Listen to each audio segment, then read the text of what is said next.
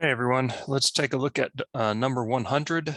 100F, this is a partial fraction decomposition problem. I usually abbreviate that PFD. So we have the integral here to do. And you know, if you had this in general and you were just asked to do this problem and weren't told to do partial fraction decomposition, you might just try and do simple substitution, let u be the denominator, and hopefully what you get up top is a multiple of the derivative. So you get, basically du over u, which would just be a simple log integral. But that's not the case. The derivative of the top is not a multiple. Sorry, derivative of the bottom is not a multiple of the top. Okay, so we're going to do partial fraction decomposition. Now, the first thing we'll need to do is get the form of the partial fraction decomposition. In order to do that, you need to be able to factor the denominator. There are 4 terms here, so how would you factor this polynomial? You would do it by grouping. Okay, first of all, you would check and see if there's a greatest common factor that you can pull out other than 1, but you can see other than 1, there is no common factor you would want to pull out of or factor out of these 4 terms. So remember, I rewrote it down here. We group the first 2 terms. We can factor out a GCF of x squared, right? X squared would be the greatest common factor of these 2 terms, leaving x plus 5. Here, I'm going to actually factor out a 1, and that's important to realize that what's left over is just x plus 5. And why do I put that 1 there? Just to remind me, when I now look at these 2 terms, right, this term and this term, they now have a common factor of x plus 5, which I will factor out of the 2 terms, leaving what? X squared plus 1. So make sure you have a 1 there. It's not, 0. It's x squared plus 1. So if here's factored. Just a reminder, anytime you're factoring, go ahead and FOIL this thing out, multiply it back out and make sure you get back what you started. Okay, there's no reason to factor incorrectly in this class. You need to be able to factor well, but I mean, you make a mistake, that's fine. You should be able to catch it. Go ahead and multiply it back out and make sure you get what you started with. Okay, so now that it's factored, I'm going to rewrite the fraction over this factored denominator. And so the partial fraction decomposition will look like what? Well, x plus 5 is a linear factor. So there will be one fraction for that, a constant over the linear x plus 5. And there is one quadratic factor. Notice this x squared plus 1 is prime, meaning it cannot be factored further over the rational numbers. The sum of squares is prime. And so it's a quadratic factor. There's one fraction from that. And notice, since it's quadratic, it has a linear numerator, bx plus c. So you actually have to find 3 values, a, b, and c, in order to get the partial fraction decomposition. Okay, so this is the form. Now, how do I find a, b, and c? Well, I'm going to multiply both sides of this equation by the least common denominator, which indeed is x plus 5 times x squared plus 1. When I multiply this by that, I'm just left with the numerator. All right, the 5x squared plus 16x plus 7. Over here, the x plus 5 will cancel, and I'll be left with x squared plus 1 times a. Here, the x squared plus 1 will cancel, and I'll be left with bx plus c times x plus 5. Now, I'd like to use a shortcut if I can, and I have a linear factor, so I can do that. If I let x be negative 5, I notice that this factor will go to 0, which makes this whole thing 0.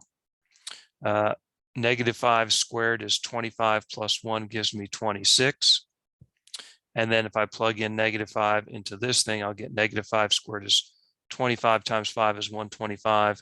16 times 5 is 80. So 16 times a negative 5 will give me negative 80 plus the 7. So if I do 125 minus 80 plus 7, I get 52, right? A times 26 is 26a.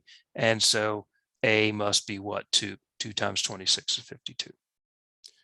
Okay. Now, there's no shortcut to get bx or b and c, okay, because x squared plus 1 is never equal to 0. So what we are going to do is now that I know A, I will go ahead and write A is 2. I'm just going to recopy the same problem down, right? Same thing, equals, instead of A, 2 x squared plus 1, and then I'll just recopy this bx plus c times x plus 5. Okay, so now what I want to do is expand this right-hand side. I distribute the 2 through, which gives me 2x squared plus 2, and then I FOIL this out. First times first gives me bx squared, outer gives me 5bx, inner gives me cx, and last c times 5.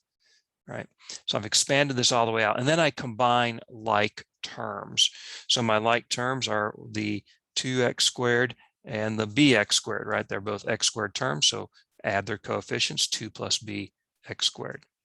The x terms, 5bx and cx, so that's 5b plus c times x. And then my constant terms, 2 plus 5c. Okay, so here's my polynomial on the right-hand side. Here's the polynomial on the left-hand side. If they are going to be equal, as we are making them or wanting them to be, then the coefficient in front of x squared on this side has to be the same as the coefficient of x squared on this side. Over here it's 5, over here it's 2 plus b. That tells me that 2 plus b must be 5, which means b is 3. The constant term is 7, and 2 plus 5c is the constant term over here. So 2 plus 5c must be 7, which makes c equal to 1. And just as a double check, notice the x term, its coefficient has to be 16. And if I plug in b equals 3 and c equals 1, I get 5 times 3 is 15 plus 1, 16. So it's perfect, right? This is going to work. So I now have the value of a, b, and c, right? So I can now plug in a, b, and c here, and I will have the partial fraction decomposition for this fraction. So here, remember, this is the integral I'm looking for. So we now can write this fraction here, right, as its partial fraction decomposition here, right? There was the a was 2, b was 3, bx 3x plus the c was 1. Okay, so now is this simpler? Yes, this is simpler. And so this one's pretty easy to do. Most of you, I think, know what to do there. This one, if I try and do a u substitution, use x squared plus 1, du is 2x. I've got a 3x plus 1 up top. That's not going to work. But I can split this up, right? In other words, I've got a 3x plus 1 can be over x squared plus 1 can be written as 3x over x squared plus 1 divided by x squared plus 1, right? I just split that up into 2, right? I could combine these back together because they have that common denominator. But now I can treat each one of these individually, and they are all simple to do. The first two are just simple substitutions, and the last one I hope you recognize. The first one, 2 over x plus 5. Most of you already know the answer, but if you let u be x plus 5, du is dx, you get 2 du over u, which is 2 times the natural log of absolute value of u, where u is x plus 5. So there's the first part of our antiderivative. Then we look at the 3x divided by x squared plus 1. I would let u be x squared plus 1 there. The du is now 2x dx. Now I've got a 3x dx. I can make that work, right? If I multiply by 3 halves, then I'll get 3 halves times 2 is 3x dx. So the 3x dx is just 3 halves du. And again, the x squared plus 1 in the denominator is u. So again, I get du over u. That's natural log absolute value of u. Okay, and where u is x squared plus 1. Notice x squared plus 1 is always positive.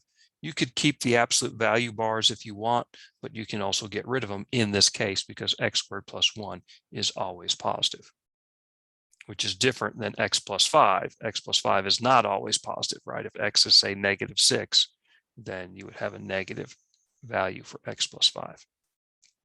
And then the last, so that's 2 down, and the last one, this one, I hope you all recognize that should be one of the ones you now know. Okay, you'll need to know the forms for the inverse tangent or arctangent function, as this one is, and also for the inverse sine or arcsine function. So with that, we've got this plus this, and that gives us the antiderivative for our original